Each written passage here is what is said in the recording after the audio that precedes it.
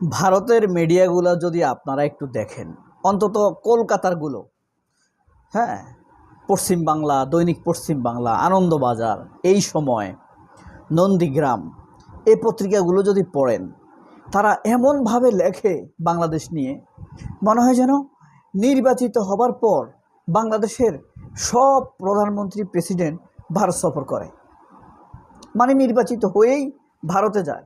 ভারত কি, কোন কসু? নির্বাচিত হলেই ভারতে যেতে হবে, প্রশ্নই আসে না। আর কেউ ভারত যায়ও নাই। শেখ মুজিব হাসিনা গেছে, পালাইলেও গেছে, এমনিও গেছে, পূজা দিতে গেছে, মাজা দিতে গেছে, দাদাদের সাথে দেখতে গেছে, খাইতে গেছে, টাকার পাচার করতে গেছে, এরা গেছে, তাদের হিসাব আলাদা। আওয়ামী লীগকে আমরা আমাদের শক্তির ধরি না। আওয়ামী লীগ হলো একটা আজাব নালত। এই জাতির উপরে মানুষ যখন ক্ষুব্ধ হয়, আল্লাহ যখন রাগ হয়, তখন আওয়ামী লীগকে চাপাই দেয়, মনে রাখবেন। বিএনপির এই যে এখন কর্মকাণ্ড, জামায়াতের কর্মকাণ্ড, এনসিপির কর্মকাণ্ড, যেসব ভুল ত্রুটির কারণে আল্লাহ রাগ করে, হ্যাঁ, তখন আল্লাহ আওয়ামী লীগকে চাপাই দেয়। প্রধানমন্ত্রী হলেই, নির্বাচিত হলেই ভারত যেত, এটা ভুয়া, মিথ্যা কথা। তারা এখন এমনভাবে বলে, আরে তারেক রহমান কেন ইন্ডিয়া গেল না, হ্যাঁ, কেন সে চায়না গেল? অথচ আমাদের দেখেন, সবচেয়ে ফালতু বাংলাদেশের ইতিহাসে ব্যক্তিত্বহীন সরকার প্রধান বা স্টেট চিফ ছিল এরশাদ। হ্যাঁ, শেখ মুজিব তো লন্ডন থেকে আসার সময় ভারত হয়ে আসছে যখন স্বাধীন হয়, তাই না? এরপরে জিয়াউর রহমান প্রথম সফর কোথায় গেছে? আমেরিকায়। এরপরে ফালতু যে ব্যক্তিত্বহীন স্টেট চিফ, সরকার প্রধান বা রাষ্ট্রপ্রধান এরশাদ, সে প্রথম সফর করেছে পাকিস্তান। এরশাদ ক্ষমতায় এসে প্রথম সফর করেছে পাকিস্তান।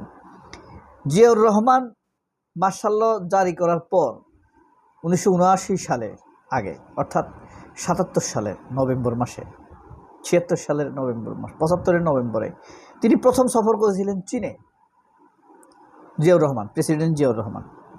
বেগম খালেদা জিয়া প্রথমবার প্রধানমন্ত্রী হয়ে তিনি গিয়েছেন আমেরিকায়, অর্থাৎ 90 সালে তিনি যখন প্রধানমন্ত্রী হয় তিনি গেছেন আমেরিকায়। 96 সালে যখন প্রধানমন্ত্রী হন তিনি তখন গেছেন চীনে। অর্থাৎ কেউই ভারতে যায় নাই। ওই হাসিনা গেছে, হাসিনার বাপে গেছে, ওদের বালসালে এদেরকে কাউন্ট না করাই ভালো। বিএনপির কেউ এর আগে ইন্ডিয়া গিয়ে বিদেশ সফর করে নাই, মানে সরকার প্রধান নির্বাচিত হয়েছে, ইন্ডিয়া দিয়ে তাদের বিদেশ সফর শুরু করা, বিএনপির কেউ এটা করে নাই। এমনকি পরবর্তীতে ইন্ডিয়া বান্ধব এরশাদ নিজেও গিয়েছিলেন পাকিস্তানে, বুঝতে পারছেন? আমেরিকা, চীন, পাকিস্তান, এই 3 দেশে গিয়েই আগের সফরগুলো শুরু করেছেন, বুঝতে পারছেন? এর মধ্যে ফখরুদ্দিন ছিল না একটা, কিছুদিন, 2 বছরের জন্য। ফখরুদ্দিন কোথায় গেছে? ফখরুদ্দিন গেছে আমেরিকা, তারপর সৌদি আরব। আমেরিকা গেছে পরামর্শের জন্য, ইন্ডিয়া গেছে শোনার জন্য, আর সৌদি আরব গেছে টাকার জন্য। ডক্টর ইউনূস গেছে আমেরিকায়, কেউ ইন্ডিয়া যায় নাই, ঠিক আছে? আমাদের পার্মানেন্ট স্ট্র্যাটেজিক্যাল পার্টনার হলো আমেরিকা, চায়না আর মধ্যপ্রাচ্য, ঠিক আছে?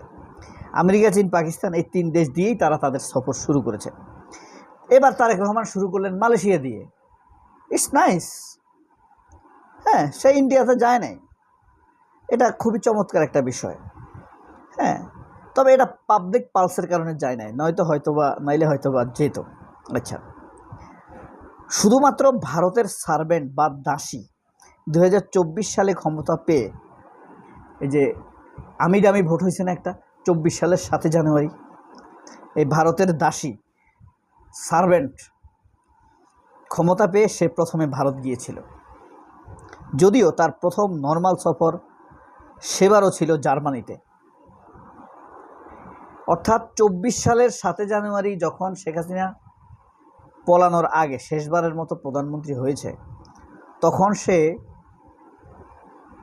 সফর শুরু করেছে ভারত দিয়ে, আর পলায়ন শুরু করেছে চীন দিয়ে। চীনে গেছে, চীনে সফর শেষ না করে চলে এসেছে। তো এইভাবেই ভারতে গিয়েছে, যদিও তার প্রথম সফর হয়েছিল জার্মানিতে। ভারতের এটা ধরা যায় না। আচ্ছা, এই কারণে ভারতীয় মিডিয়া এখন যেভাবে ভারত সফর দিয়ে রাষ্ট্র সফর শুরু করাকে রীতি বা নিয়ম বলে চালিয়ে দিচ্ছে, এটা তো কোনো ফ্যাকচুয়াল ব্যাপার হলো না। দেখবেন বাংলাদেশের আনিস আলমগীর, আপনার গোলাম মাওলা রনি, সোমা ইসলাম, জিল্লুর রহমান, হ্যাঁ, বিএনপির ভিতরের ফাকরুল, এরা ফ্রেমিং করছে এমনভাবে জাহিদ যে ইন্ডিয়া দিয়ে সফর শুরু করা উত্তম। মনে হয় যে অতীতে সবাই ইন্ডিয়া দিয়ে সফর শুরু করেছে। অপপ্রচার দিয়ে তারা মিথ্যাকে সত্য হিসাবে, মিথ্যাকে সত্যের উপরে শক্তিমান হিসাবে প্রতিষ্ঠিত করতে চায়। এখন ভারতীয় মিডিয়া এমনভাবেই প্রচার করতে চাইছে এবং ভারতীয় মিডিয়ার কথাটাকেই বাংলাদেশ প্রচার করতে চাইছে এবং সেটা বাংলাদেশের মিডিয়াও চালিয়ে দিচ্ছে এবং সেই বয়ানের উপরে ভিত্তি করে এই আজিজ ফাজিজ ফাউল যেসব মিথ্যাবাদীদেরকে, দেনাদারদেরকে, ঋণীদেরকে, ঋণ খেলাপিদেরকে আমাদের সামনে উপস্থাপন করতে চাইছে মিডিয়াগুলো জ্ঞানী হিসেবে। কারেকশন হলো, হাসিনা নিজেও তার প্রথম রাষ্ট্রীয় সফর হিসেবে ইন্ডিয়াকে রাখে নাই। অধিকাংশ সময়ে একবার গেছে, সেটা সর্বশেষ সে যখন এই বাতাবি লেবুর বিটিভির প্রচারণায় পালানোর পথে। আরেকটা জিনিস কি আপনারা কখনো খেয়াল করেছেন কি না জানি না, এই যে আমাদের দেশে যত মিডিয়া আছে, ধরেন, হ্যাঁ, মিডিয়ার মালিক বা সাংবাদিক, মিডিয়ার ভিতরে কিন্তু হাসিনা আছে, ফ্যাসিবাদ আছে। বাংলাদেশের চ্যানেলগুলোর মধ্যে ফ্যাসিবাদ আছে, পত্রিকাগুলোর মধ্যে ফ্যাসিবাদ আছে। প্রথম আলো সম্পাদক বহাল তবিয়তে, ফুটুন্না আনিসুল হক বহাল তবিয়তে, কালের কণ্ঠের শক্তিমান হায়দার, মানে ভারতের দালাল, বহাল তবিয়তে আছে, ঠিক আছে। এরপরে আপনি দেখেন আজকের পত্রিকা, তারপরে আপনার আগামীর সময়, এরা কিন্তু যার যার অবস্থানে শক্তিমান হয়ে সম্পাদকে একটা দুইটা চেঞ্জ হয়েছে। বিএনপির এগুলো বুঝেও না, মিডিয়া চালানো জানেও না হয়তো, হ্যাঁ, তারা সম্পাদক হিসেবে 2-2.5 লাখ টাকা বা 3 লাখ টাকা বেতন দেয়, কখনো কখনো 1 লাখ টাকা বেতন দেয়। তাদের এটা আমাদের চাইতে কম, তাই না? তো সেই হিসাবে এগুলো ফ্যাসিবাদ মুক্ত হয় নাই মূলত। তো এই ফ্যাসিবাদ কীভাবে মোকাবেলা করতে হবে, এটা নিয়েও আমাদের ভাবনার একটা বিষয় আছে। এই ভাবনা কিন্তু ফেলে দেওয়া যায় না, বুঝতে পারছেন?